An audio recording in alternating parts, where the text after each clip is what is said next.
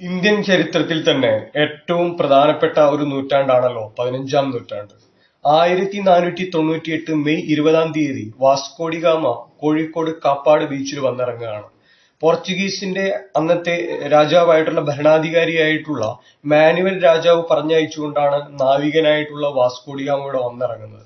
അങ്ങനെ ആദ്യമായിട്ട് ഇന്ത്യയിൽ വന്ന യൂറോപ്യൻ ശക്തി എന്ന് പറയുന്നത് പോർച്ചുഗീസുകാരാണ്.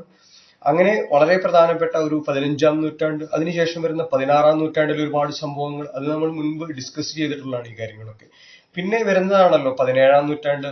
അതിനുശേഷം വരുന്ന 18-ാം നൂറ്റാണ്ട്. ഒരുപാട് പ്രത്യേകതകൾ, പ്രാധാന്യവും ഈ ഒരു ഇന്ത്യൻ ചരിത്രത്തിലുള്ളതാണ്.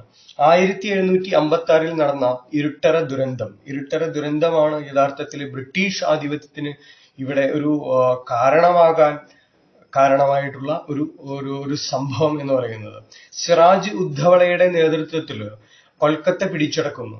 അതിന്റെ ഭാഗമായിട്ട് 125ഓളം വരുന്ന ബ്രിട്ടീഷുകാരെ ഒരു ഇരുട്ടറയിൽ പൂട്ടിയിടുകയാണ്. അവർ ശ്വാസം കിട്ടാതെ ആ ഒരു അറയിൽ കിടന്നുകൊണ്ട് മരിക്കുന്നു.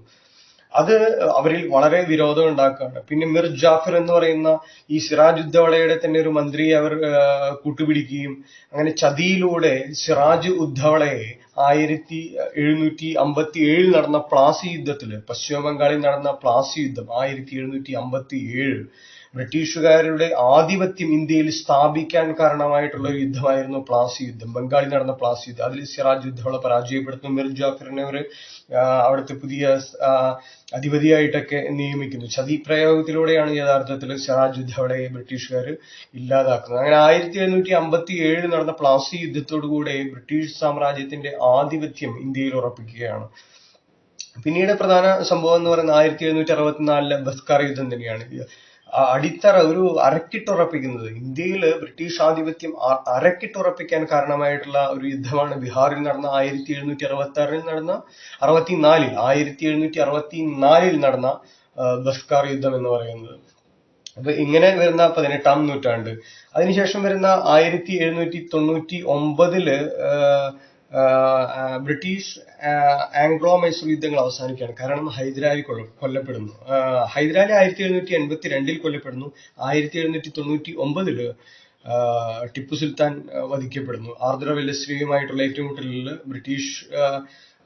ബ്രിട്ടീഷുകാരുടെ ആധിപത്യം മൈസൂർ കടുവയായിട്ടുള്ള ടിപ്പു സുൽത്താന് മേലെ പ്രഹരമായി നിൽക്കുന്ന അദ്ദേഹം മരണപ്പെടുകയാണ്. അങ്ങനെ അവിടെ ബ്രിട്ടീഷ് ആംഗ്ലോ മൈസൂർ യുദ്ധങ്ങളും അവസാനിക്കുന്നു. കർണാട്ടിക് യുദ്ധങ്ങൾ, മറാത്ത യുദ്ധങ്ങളൊക്കെ ഉണ്ട് എന്ന നൂറ്റാണ്ടിൽ. എന്നാൽ അത് PSC സംബന്ധിച്ച് അധികം റെലവൻസ് ഉള്ള ഒരു ടോപ്പിക് അല്ല. ഇങ്ങനെ വരികയാണ് ഒരു 18-ാം നൂറ്റാണ്ടിന്റെ ചരിത്രം എന്ന് പറയുന്നത്. പിന്നീട് 19-ാം നൂറ്റാണ്ടിൽ പ്രധാന സംഭവമായിട്ട് വരുന്നത് സാന്താൾ കലാപമാണ്. 1755 വരുന്ന സാന്താൾ കലാപം. അത് ഛോട്ടാ നാഗ്പൂരില് ഒരു ഗോത്ര വിഭാഗമാണല്ലോ ഈ സാന്താൾ എന്ന് പറയുന്ന ഗോത്ര വിഭാഗം. ഇന്ത്യയിൽ തന്നെ ഏറ്റവും വലിയൊരു ഗോത്ര വിഭാഗമാണ്. സിദ്ധുവും കനുഹുവുമായിരുന്നു അതിന് നേതൃത്വം നൽകിയത്, ആ സാന്താൾ കലാപം. അതിനു മുൻപ് 18-ാം നൂറ്റാണ്ടിൽ വിട്ടുപോയൊരു കാര്യമുള്ളത് 1776 നടന്ന ഒരു ഫക്കീർ കലാപമുണ്ട്, സന്യാസി കലാപം. അതും വലിയ റെലവൻസ് ആയിട്ട് ഇപ്പൊ ഇത് ചോദിച്ചു കാണാറില്ല. അപ്പൊ 1755 19-ാം നൂറ്റാണ്ടിലേക്ക് വരുമ്പോൾ പ്രധാന സംഭവമായിട്ട് നമ്മൾ സാന്താൾ കലാപത്തെ പറഞ്ഞു. സിദ്ധുവും കനുഹുവുമാണ് അതിന് നേതൃത്വം കൊടുത്തത്. അതിൽ പങ്കെടുത്ത ഗോത്ര വിഭാഗം എന്ന് പറയുന്നത് സാന്താൾ ആണ്. ഛോട്ടാ നാഗ്പൂരിൽ വെച്ചാണ് അവർ ഏറ്റുമുട്ടുന്നത്. ബ്രിട്ടീഷുകാരുടെ നയങ്ങൾക്കെതിരെയാണ് അവരുടെ ഒരു ഏറ്റുമുട്ടൽ. അതിനുശേഷത്തെ ഒരു പ്രധാന സംഭവം, 19-ാം നൂറ്റാണ്ടിൽ നടക്കുന്ന ഏറ്റവും പ്രധാന സംഭവം എന്ന് പറയുന്നത് INC-യുടെ രൂപീകരണമാണ്. ഇന്ത്യൻ നാഷണൽ കോൺഗ്രസിന്റെ രൂപീകരണം 1885 AO ഹ്യൂം ആണ് അതിന്റെ സ്ഥാപകൻ. AO ഹ്യൂം INC രൂപീകൃതമാക്കുകയാണ്. അങ്ങനെ INC എന്ന് പറയുന്ന ഇന്ത്യൻ സ്വാതന്ത്ര്യ സമരങ്ങളെ പിന്നീട് നയിക്കുന്ന INC രൂപീകൃതമാവുകയാണ്. അതിന്റെ സ്ഥാപകനാണ് AO ഹ്യൂം എന്ന് പറയുന്നത്.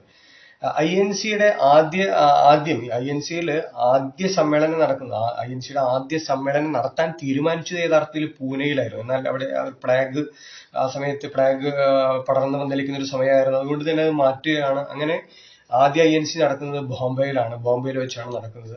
ആദ്യ INC സമ്മേളനത്തിൽ പങ്കെടുത്ത ഒരു മലയാളിയുണ്ട്. മലയാളിയാണ് ബാരിസ്റ്റർ GP പിള്ള.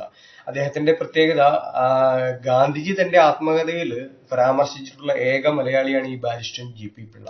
എന്ന് പറയുന്നത്. അതുപോലെ തന്നെ INC, നിങ്ങൾക്കറിയാം INC സമ്മേളനത്തിൽ ഒരേ തവണ അധ്യക്ഷനായ മലയാളിയുണ്ട്. അതാരാണ്? 1897 അമരാവതി നടന്നിട്ടുള്ള INC സമ്മേളനത്തില് പ്രസിഡന്റ് ആയിരുന്നു, അധ്യക്ഷനായിരുന്ന ഒരു മലയാളിയുണ്ട്. അത് ചേറ്റൂർ ശങ്കരൻ നായരാണ്, C ശങ്കരൻ നായരാണ്. നമുക്കറിയാം ഈ INC വളരെ പ്രധാനപ്പെട്ട ഒരു ടോപ്പിക്കാണ്. വളരെ വിപുലീകരിച്ച് വിശദമായിട്ട് തന്നെ പഠിക്കേണ്ടതാണ്. എന്നാൽ ഇപ്പൊ ഈ പറഞ്ഞ കാര്യങ്ങൾ തീർച്ചയായിട്ടും അറിയാതെ പോകരുത്. ഇതിന്റെ സ്ഥാപകൻ ഹ്യൂമാണ്. ഇത് ആദ്യമായിട്ട് പങ്കെടുത്ത മലയാളി എന്ന് പറയുന്നത് ബാരിസ്റ്റർ GP പിള്ളയാണ്. ഇത് ആദ്യമായിട്ട് സമ്മേളിച്ച് ബോംബെയിലാണ്. ആദ്യം തീരുമാനിച്ചത് പൂനെയിലായിരുന്നു, പക്ഷെ നടന്നത് ബോംബെയിലായിരുന്നു. ഇതിന് ഈ പേര് നിർദ്ദേശിച്ചു, INCക്ക് ഇന്ത്യൻ നാഷണൽ കോൺഗ്രസ് INC എന്ന പേര് നിർദ്ദേശിച്ച ആരാണ്? അത് ദാദാഭായ് നവറോജിയാണ്. ഇന്ത്യയുടെ വന്ധ്യവയോധികൻ എന്നറിയപ്പെടുന്ന ദാദാഭായ് നവറോജിയാണ് ഈ ഒരു പേര് നിശ്ചയിക്കുന്നത്. INC സമ്മേളനത്തിൽ ആദ്യം നടന്ന ദക്ഷിണേന്ത്യൻ നഗരം ഏതാണ്? ആദ്യം നടന്ന ദക്ഷിണേന്ത്യൻ നഗരം ചെന്നൈയാണ്. INC സമ്മേളനം ആദ്യം നടന്ന ദക്ഷിണേന്ത്യൻ നഗരം എന്ന് പറയുന്നത് അത് ചെന്നൈയാണ്.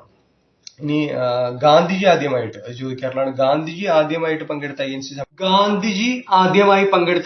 സമ്മേളനം 1901 കൽക്കത്തയിൽ നടന്ന INC സമ്മേളനത്തിലാണ് ഗാന്ധിജി ആദ്യമായിട്ട് പങ്കെടുക്കുന്നത്. അതൊരു പ്രധാനപ്പെട്ട ചോദ്യമാണ്. ഗാന്ധിജി ആദ്യമായി പങ്കെടുത്ത INC സമ്മേളനം വർഷം 1901 കൊൽക്കത്തയിൽ ചേർന്ന INCയിലാണ് പങ്കെടുക്കുന്നത്.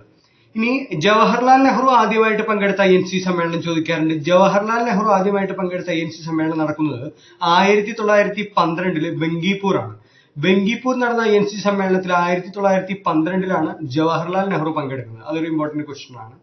അതുപോലെ ജവഹർലാൽ നെഹ്റുവും ഗാന്ധിജിയും ആദ്യമായി കണ്ടുമുട്ടുന്ന വർഷം ചോദിക്കാറുണ്ട്. ജവഹർലാൽ നെഹ്റുവും ഗാന്ധിജിയും ആദ്യമായി കണ്ടുമുട്ടുന്ന വർഷം 1916 അത് ലക്നൗ INC സമ്മേളനത്തിൽ വെച്ചാണ് അവർ കണ്ടുമുട്ടുന്നത്. അതുപോലെ മറ്റൊരു ചോദ്യമാണ്, ഗാന്ധിജി ആദ്യമായിട്ട് പ്രസിഡന്റായ INCയുടെ പ്രസിഡന്റായ വർഷം ഏതാണെന്ന് ചോദിക്കാറുണ്ട്. 1924 ബൽഗാമിൽ വെച്ചാണ് ഗാന്ധിജി ആദ്യമായിട്ട് INCയുടെ പ്രസിഡന്റ് ആവുന്നത്. അതുപോലെ ജവഹർലാൽ നെഹ്റു ആദ്യമായിട്ട് INCയുടെ പ്രസിഡന്റായ സമ്മേളനം ഏതാണെന്ന് ചോദിക്കാറുണ്ട്. അത് ലാഹോറിൽ വെച്ച് നടന്നു. 1929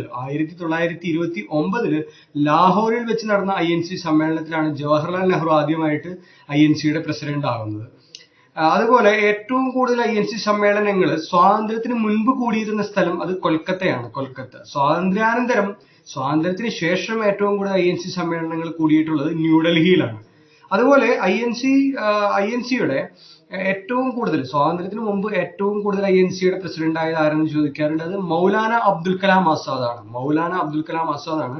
സ്വാതന്ത്ര്യത്തിന് മുമ്പ് ഏറ്റവും കൂടുതൽ തവണ INCയുടെ പ്രസിഡന്റ് ആയിരുന്നത്. ഇനി സ്വാതന്ത്ര്യത്തിന് ശേഷം ഏറ്റവും കൂടുതൽ INCയുടെ പ്രസിഡന്റ് ആയിട്ട് ഇരുന്നിട്ടുള്ളത് അത് സോണിയാഗാന്ധിയാണ്. ഇതും പ്രധാനപ്പെട്ട ചോദ്യങ്ങളാണ് INCയെ സംബന്ധിച്ച്. ഒരുപാട് കാര്യങ്ങൾ ഇനിയും മനസ്സിലാക്കേണ്ടതായിട്ടുണ്ട്. ഇപ്പൊ ഞാൻ എന്റെ മനസ്സിൽ തോന്നിയ അത്രയും പ്രധാനപ്പെട്ടതെന്ന് തോന്നിയ കുറച്ച് വർഷങ്ങളും കാര്യങ്ങളാണ് പറഞ്ഞിരിക്കുന്നത്. ഇത് ഒരു 17, 18, 19 നൂറ്റാണ്ടുകളിൽ ഇന്ത്യയുടെ ഒരു ചരിത്രമാണ്. ഇന്ത്യ ചരിത്രം ആണ് ഈ പറഞ്ഞത്. ഇനി കേരളത്തിൻ്റെതായി നോക്കുകയാണെങ്കിൽ ഈ ഒരു കാലഘട്ടത്തിൽ ഒരുപാട് മറ്റു കാര്യങ്ങൾ നടന്നിട്ടുണ്ട്. അതൊക്കെ വേറൊരു വീഡിയോയിൽ, കേരള ചരിത്രത്തിന്റെ വീഡിയോയിൽ ചെയ്തിട്ടുണ്ട് ഓൾറെഡി. ഇനി ഒരു 20-ാം നൂറ്റാണ്ടിന് ശേഷമുള്ള കാര്യങ്ങൾ, ഇന്ത്യൻ ചരിത്രത്തിലെ കാര്യങ്ങൾ അടുത്ത വീഡിയോ ആയിട്ട് നമുക്ക് ചെയ്യാം. 20-ാം നൂറ്റാണ്ടിലെ ഇന്ത്യയുടെ ചരിത്രത്തെ കുറിച്ച് പറയുന്ന സമയത്ത് നമുക്ക് ഒരുപാട് കാര്യങ്ങൾ ചർച്ച ചെയ്യാനായിട്ടുണ്ട്. അതിൽ ഏറ്റവും പ്രധാനപ്പെട്ട ഒന്നാണ് 1905 നടന്ന ബംഗാൾ വിഭജനം. 1905 ഒക്ടോബർ 16 തീയതിയാണ് ബംഗാൾ വിഭജനം നടക്കുന്നത്. അതിനെ സംബന്ധിച്ച് ഒരുപാട് വിശദമായിട്ട് തന്നെ പഠിക്കേണ്ട ഒരു ടോപ്പിക്കാണ്. പിന്നീട് 1906 ധാക്കയിൽ നടന്ന INC സമ്മേളനത്തിൽ വെച്ചാണ് മുസ്ലിം ലീഗ് രൂപീകൃതമാകുന്നത്. അതിൽ ആദ്യത്തെ പ്രസിഡന്റായിട്ട് ആഘാഖാനെയാണ് അവരോധിക്കുന്നത്. ഈ ഒരു പാകിസ്ഥാന്റെ പ്രവാചകൻ എന്നറിയപ്പെടുന്നത് നമ്മുടെ ദേശഭക്തി ഗീതമായിട്ടുള്ള സാറെ ജഹാ സെ അച്ച രചിച്ച മുഹമ്മദ് ഇഖ്ബാലാണ്. പാകിസ്ഥാന്റെ ഗവർണർ ജനറൽ ആരാണ് ആദ്യത്തെ? അത് മുഹമ്മദ് അലി ജിന്നയാണ്. അപ്പൊ അങ്ങനെയുള്ള സംഭവബഹുലമായ കാര്യങ്ങൾ. പിന്നീട് 1907 സൂറത്ത് വിഭജനം നടക്കുന്നുണ്ട്. മിത ദേശീയവാദികളും തീവ്ര ദേശീയവാദികൾ എന്ന രീതിയിൽ രണ്ടായിട്ട് പിരിയുന്ന സംഭവം. അങ്ങനെ ഒരുപാട് വിശേഷപ്പെട്ട കാര്യങ്ങൾ ഈ ഒരു 20-ാം നൂറ്റാണ്ടിന്റെ ചരിത്രത്തിൽ നമുക്ക് ഇന്ത്യയിൽ പഠിക്കാനുണ്ട്. അതുപോലെ കേരളത്തിന്റെ ചരിത്രത്തിലും. അതെല്ലാം വരുന്ന ക്ലാസ്സുകളിൽ നോക്കാം. ക്ലാസ് ശ്രദ്ധിച്ചു കേട്ടിരുന്ന ചിലരെങ്കിലും ചിന്തിച്ചിട്ടുണ്ടായിരിക്കാം മനസ്സിൽ, 19ാം നൂറ്റാണ്ടിനെ കുറിച്ച് പറഞ്ഞപ്പോൾ, 19ാം നൂറ്റാണ്ടിലെ ഇന്ത്യൻ ചരിത്രത്തെ കുറിച്ച് പറഞ്ഞപ്പോൾ അവിസ്മരണീയമായിട്ടുള്ള ഏറ്റവും പ്രധാനപ്പെട്ട 1857 വിപ്ലവം പറഞ്ഞില്ലല്ലോ എന്ന്. 1857 വിപ്ലവം വളരെ പ്രധാനമാണ്. PSCയിൽ ഒരുപാട് ചോദ്യങ്ങൾ ചോദിക്കുന്ന ഒരു മേഖലയാണ് 1857 ഒന്നാം സ്വാതന്ത്ര്യ സമരമെന്ന് VD സവർക്കറും അതുപോലെ വിദേശിയായിട്ടുള്ള കാറൽ മാക്സും വിശേഷിപ്പിച്ച 1857 വിപ്ലവം, ശിപ്പായി ലഹള എന്ന് ബ്രിട്ടീഷുകാർ വിശേഷിപ്പിച്ച വിപ്ലവം. ഇന്ത്യയുടെ ഒന്നാം സ്വാതന്ത്ര്യ സമരത്തിന് അത്രയും പ്രാധാന്യമുണ്ട്. അതൊരു സെപ്പറേറ്റ് ടോപ്പിക് ആയിട്ട് എടുത്തിട്ട് നമ്മൾ ചെയ്യുന്നതാണ്. അതിലെല്ലാ ചോദ്യങ്ങളും ഉൾക്കൊള്ളിക്കും. എല്ലാ പ്രധാനപ്പെട്ട PSC ചോദിച്ചിട്ടുള്ള, അടുത്ത് ചോദിച്ചിട്ടുള്ള പ്രീവിയസ് ക്വസ്റ്റ്യൻ പേപ്പറുകളിൽ ചോദിച്ചിട്ടുള്ള എല്ലാ ചോദ്യങ്ങളും 1857ഉം അതിനോട് അനുബന്ധമായിട്ട് അതിന്റെ പരിണിത ഫലമായിട്ട് അതിന്റെ അനന്തര ഫലമായിട്ടുണ്ടായ 1858 വിക്ടോറിയ രാജ്ഞിയുടെ വിളംബരം, വിക്ടോറിയ രാജ്ഞിയുടെ ഇൻഡിപെൻഡന്റ് ആക്ട് ആയിട്ടുള്ള ആ ഒരു വിളംബരത്തെക്കുറിച്ചും ഇന്ത്യക്കാരുടെ, ഇന്ത്യൻ ജനതയുടെ മാഗ്ന കാർട്ട എന്നറിയപ്പെടുന്ന 1858 വിപ്ലവം, ഇത് ഒരൊറ്റ ക്ലാസ് ആയിട്ട് 1857 ഒന്നാം സ്വാതന്ത്ര്യ സമരം എന്ന പേരിൽ നമ്മൾ ഒരു വീഡിയോ ചെയ്യുന്നുണ്ട്. അതിലെല്ലാം ഉൾക്കൊള്ളിച്ച് ചെയ്യുന്നതാണ്.